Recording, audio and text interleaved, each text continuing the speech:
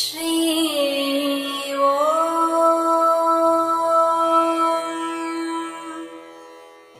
ஸ்ரீ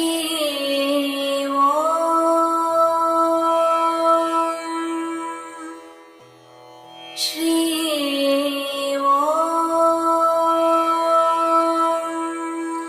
ஸ்ரீயோம். நாம் கண்ணனின் கதைகளை பார்த்து கொண்டிருக்கிறோம் அல்லவா?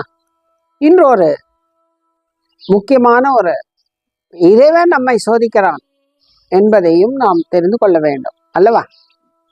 அதற்கு ஒரு உதாரணமாக ருக்மிணி கண்ணனிடம் கேட்கிறாள், கண்ணா, திரௌபதி அவ்வளவு அழைத்த பிறகுதானே கடைசியாக வந்து நீ அருள் செய்கிறாய். முன்னமே வந்தால் என்ன?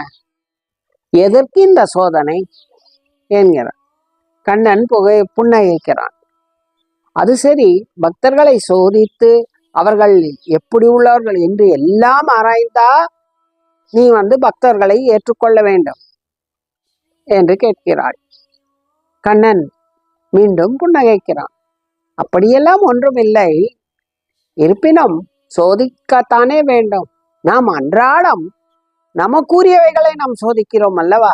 அதே போன்றுதான் இதுவும் என்கிறார். ருக்மணிக்கு அவ்வளவாக புரியவில்லை. சரி என்று போகிறாள். உங்கள் இஷ்டம் என்கிறாள். இப்படி நாட்கள் நகர ஒரு நாள் ருக்மணி, கண்ணா, எனக்கு கனிகள் வேண்டும், நிறைய கனிகள் வேண்டும், கனிகள் கிடைக்கவில்லை என்கிறாள். அப்படியா, அனுப்ப சொல்கிறேன் என்று கனிகளை அனுப்புகிறாள். அந்த கனிகள் வருகிறது. அதை பார்த்த ருக்மணி இதில் புளிப்பான கனிகள் என்று பிரிக்கிறாள், நல்ல கனிகள் என்று பிரிக்கிறாள், அழுகி போய் சுவையில்லாத கனிகள் என்று பிரிக்கிறாள். இப்படி பலவாறாக பிரிக்கிறாள். கண்ணன் வருகிறான். என்ன எல்லாவற்றையும் பிரித்து கொண்டிருக்கிறாயே? ஆஹா, அப்படியேவா சாப்பிட முடியும்? ஒவ்வொன்றும் ஒவ்வொரு ரகத்தில் உள்ளது. ஒன்று புளிக்கிறது, ஒன்று இன்னும் பழுக்கவில்லை, ஒன்று காயாக இருக்கிறது, ஒன்று அழுகி போயிருக்கிறது. இதையெல்லாம் வேறுபடுத்தி விட்டு எது நமக்கு தேவையோ அதை தானே எடுக்க முடியும் என்கிறாள். ஓ, அப்படியா என்று புன்னகைக்கிறார். அடுத்து ஒரு நாள் ஒரு பெரிய மண் உருண்டையை எடுத்து வருகிறார் கண்ணன். ருக்மணி பார்க்கிறார். என்ன, உலக உருண்டை போல் ஒரு உருண்டையை தூக்கி கொண்டு வருகிறீர்கள், என்ன இது என்று. கண்ணன், நான் வெளியில் சென்றேன், அங்கே ஒரு நல்ல ஒரு குருவை பார்த்தேன், சன்னியாசி. அவர் இந்த உருண்டையை என் கையில் கொடுத்தார். அவர் சொல்கிறார், இதனுள் தங்கம் இருக்கிறது, பத்திரமாக வைத்து வை என்றார். நான் இங்கே இதை என்ன செய்ய போகிறேன் என்று எடுத்து வந்து உன்னிடத்தில் கொடுத்து கிடுகிறேன், இந்த வைத்துக்கொள் என்கிறார். அப்போது ருக்மணி, இதனுள் எவ்வளவு தங்கம் இருக்கும்? இது முழுவதும் தங்கமா, இல்லை கம்மியாக இருக்கிறதா தங்கம்? என்ன தங்கம்? எப்படி இருக்கும்? அது அது என்ன மாதிரி விதத்தில் இருக்கும்? பொருளாக இருக்குமா அல்லது மண்ணில் கலந்து இருக்குமா, எப்படி என்று கேட்கிறார். அப்போது கண்ணன் சொல்கிறார், எனக்கு ஒன்றும் தெரியாது, அவர் கொடுத்தார், உன்னிடத்தில் கொடுக்கிறேன். எடுத்துக்கொண்டு போகிறாள். போய் உள்ளே வைக்கிறாள். அடுத்தபடியாக ருக்மிணி கண்ணனிடம், எனக்கு சில பணிகள் செய்ய, எனது அந்தரங்க அறையில் எல்லாம் பணிகள் செய்ய சில பெண்கள் தேவை வேலைக்கு என்கிறார். அப்போது கண்ணன், அப்படியா, நான் நல்லதாக பார்த்து உனக்கு அனுப்புகிறேன் என்று ஒரு 5 பெண்களை நல்ல பெண்களாக பார்த்து அனுப்புகிறார்.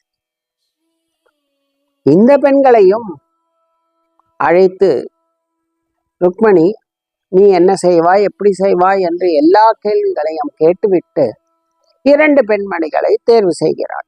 2 பெண்மணிகளை வைத்துக் கொள்கிறார். கண்ணன் புன்னகைத்துவாறு ஒரு நாள் வருகிறார்.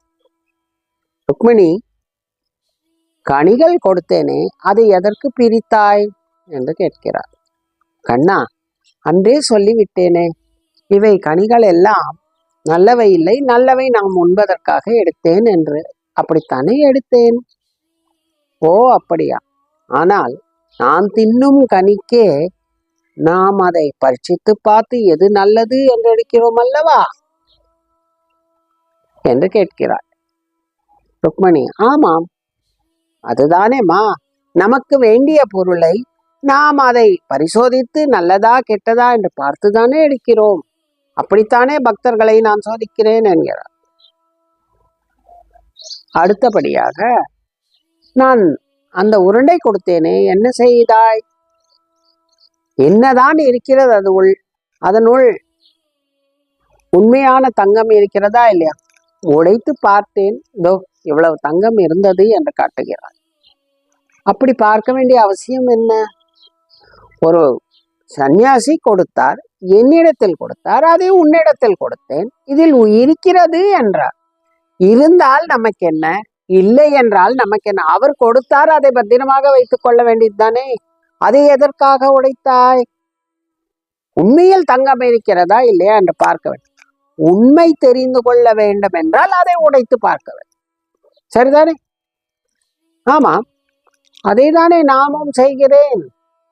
உண்மையான இவர்களுக்கு பக்தி இருக்கிறதா, உண்மையில் என்மேல் பிரியம் இருக்கிறதா என்பதை உடைத்து பார்த்து தெரிந்து கொள்கிறேன் என்கிறார். ஓ, அப்படியா என்கிறார். மூன்றாவதாக, நானே பெண்களை பார்த்து உனக்கு ஏற்றவாறு எல்லாம் பரீட்சித்து உனக்கு அனுப்பினேன். அதிலும் நீ 3 எடுத்துவிட்டு 2 வைத்துக் கொண்டாய். ஆமாம், எனக்கு என்ன வேண்டும்? எனக்கு எது தகுதி? நான் எதை பெற வேண்டும்? எப்படி இருக்க வேண்டும் நம் வீட்டிற்கு என்பது எனக்குத்தானே தெரியும். இல்லத்தரசி நான் அல்லவா? எனக்கு என்ன வேண்டும் என்பதை நான் தேர்வு செய்வதில் என்ன தப்பு? அதே போன்றுதான் எனக்கு வேண்டிய எந்த ஆத்மா எனக்கு வேண்டும் என்பதை நான் தேர்வு செய்து எடுத்துக்கொள்வதில் என்ன தவறு இருக்கிறது? அதை பரிசோதித்து இது எனக்கு தேர்வு உடையது, என்னுடைய ஆத்மா என்று எடுத்துக்கொள்வதில் தவறும் ஒன்றும் இல்லை அல்லவா? அப்படி என்றால், அதாவது அன்னாடம் நாம் செய்யும் எல்லா விஷயத்திற்குமே நாம் சோதிக்கிறோம், பார்க்கிறோம், நம்பிக்கை இல்லாமல் இருக்கிறோம், இது சரியா என்று சோதித்து விட்டு நாம் எடுத்துக்கொள்கிறோம். அதே போன்றுதான் நானும் பக்தர்கள் தூய பக்தியுடன் இருக்கிறார்களா, நல்ல பக்தியாக, இது இன்னும் கனியாகவில்லை. அப்படி என்றால் இந்த பக்தன் இன்னும் கனியவில்லை, இவனுக்கு நேரம் இருக்கிறது கனிவதற்கு என்று விடுகிறேன்.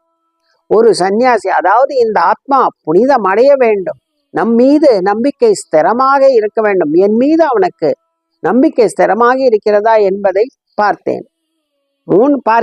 மூன்றாவதாக, நாம் அதாவது நமக்கு எனக்கென்று என்னுடன் என் ஆத்மாவில் கலக்க வேண்டும் என்றால் நன்றாக சோதித்து என்ன அந்த ரங்கம் என்னது ஆத்மாவுள் கலக்க வேண்டும் என்பதை பார்க்கிறேன்.